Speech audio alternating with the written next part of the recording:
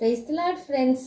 நம்மெல்லாம் அநேகருக்கு இருக்கிற ஒரு கொஸ்டின், ஐயோ நான் எவ்வளோ பெரிய பாவமெல்லாம் பண்ணியிருக்கிறேன், என்னைய கூட கடவுள் தேடுவாங்களா, எனக்கு கூட ஒரு விமோசனம் கிடைக்குமா அப்படிலாம் யோசிச்சுட்டு இருந்தோன்னா ஃப்ரெண்ட்ஸ், 2 கொரிந்தியர் 5வது அதிகாரம் 19வது வசனம், அது என்னவெனில், தேவன் உலகத்தாருடைய பாவங்களை எண்ணாமல் கிறிஸ்துவுக்குள் அவர்களை தமக்கு ஒப்புரவாகுதலின் உபதேசத்தை எங்களிடத்தில் ஒப்புவித்தார்.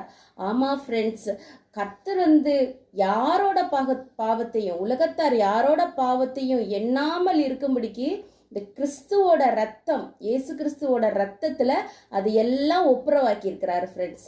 அதனால நம்ம எல்லாரையும் என்கரேஜ் பண்ணணும். நீங்க பயப்படாதீங்க. உங்க பாஸ்ட் எப்படி இருந்தாலும் பரவாயில்ல. ஜீசஸ் பாவத்தை எல்லாம் மன்னிச்சு உங்களை பரிசுத்தமாக்கி கர்த்தரோட ஒப்புரவாக்குறதுக்கு வல்லமை உள்ளவர்.